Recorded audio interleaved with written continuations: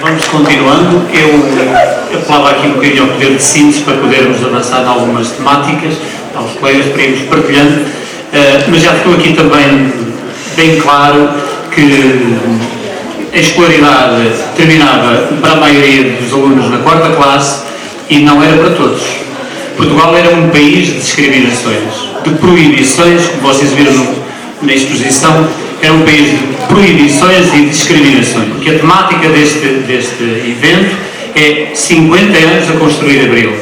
E, portanto, ainda estamos a construir. Ainda falta construir, certamente. Mas que mais discriminações poderiam ser elucidativas e pedagógicas para estes nossos alunos? Segundo um estudo recente feito pelo ISCTE, 2/3 dos portugueses consideram que o 25 de Abril foi o acontecimento mais importante da história de Portugal. E destacaram como conquistas mais significativas, para lá destes elementos que também nós já salvamos sobre o direito ao voto, eles destacaram que se sentem a saúde e a educação. Na saúde, como é que era a saúde em Portugal antes do 25 de Abril? Muito bem. A minha aldeia, Pujol, havia lá um ferimento. Eram as pessoas de lá que tinham de se tratar com 2 pessoas que existiam. Por sinal, um era o meu pai, que tinha sido enfermeiro na tropa e tinha todos os apetrechos para poder assistir quando era a medicação clínica. Havia também a benzedeira. Portanto, o chazinho e a benzedeira e a reza fazia parte dos curativos nas aldeias, mas de todas. E não se ficou com a vida do 25 de Abril. Eu cheguei em 86 a Fareja, onde moro, e havia lá ainda o Andireita. Portanto, nós temos de conjugar estas coisas todas.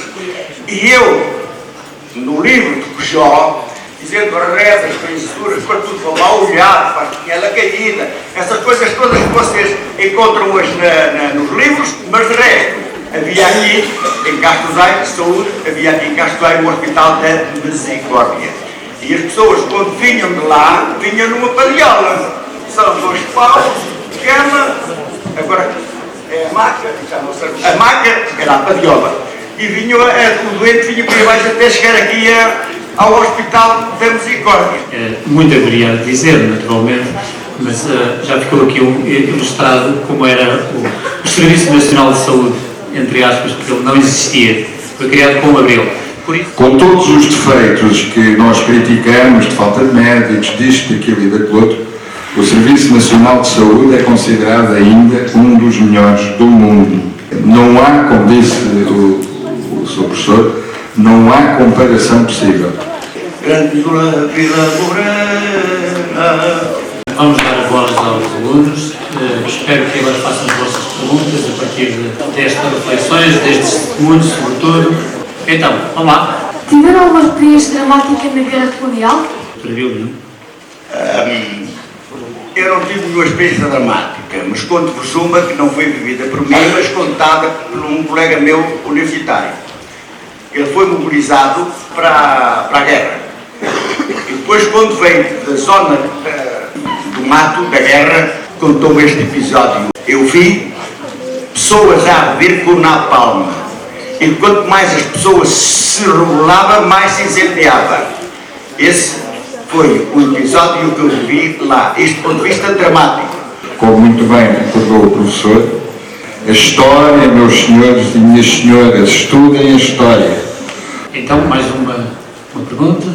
Qual foi a sua pior experiência em Moçambique? A minha pior experiência foi a seguinte.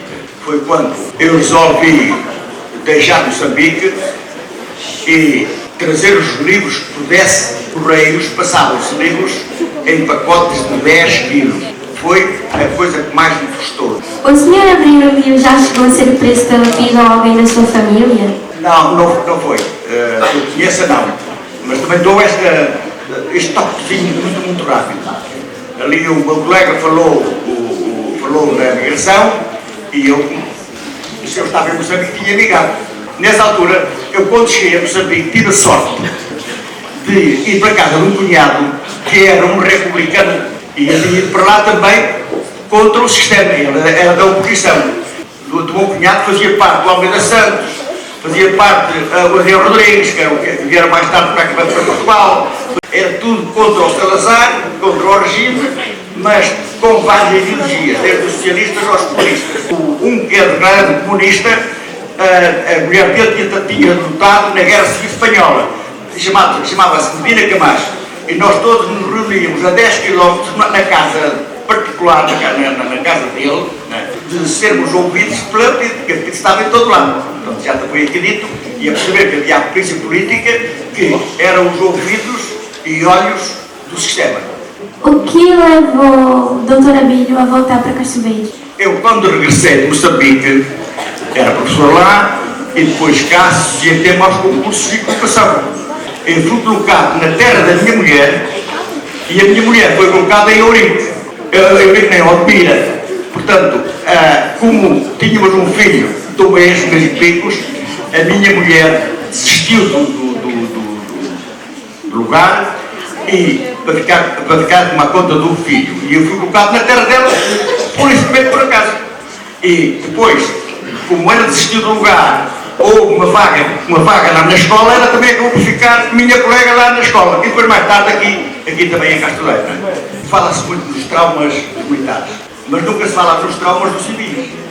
Acontece que havia lá muito colono, toda a gente que veio do ultramar, havia lá muita gente séria, honesta, a trabalhar, nunca roubou nada a ninguém e ficou sem nada, vieram sem nada. E os contentores ficaram a apodrecer no cais de Santa Polónia. Portanto, só para a reflexão dos outros vós, e mais uma vez, são uns realizados. Obrigado.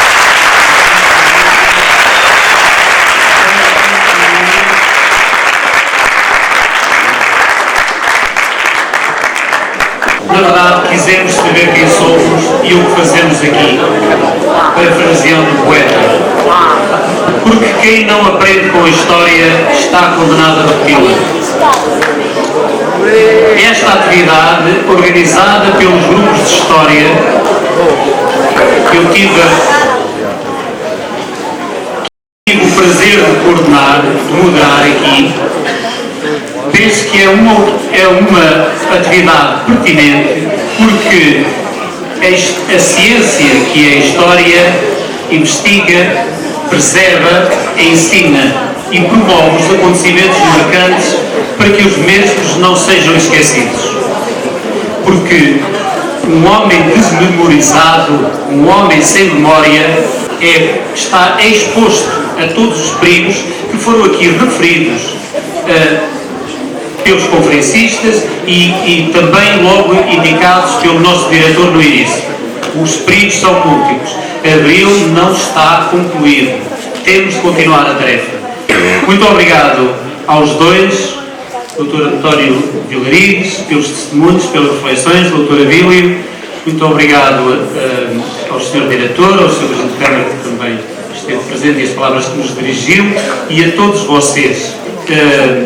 Porque são vocês que foram responsabilizados por isso, que têm que continuar a construir Abril, e nós estamos cá para vos ajudar. Obrigado.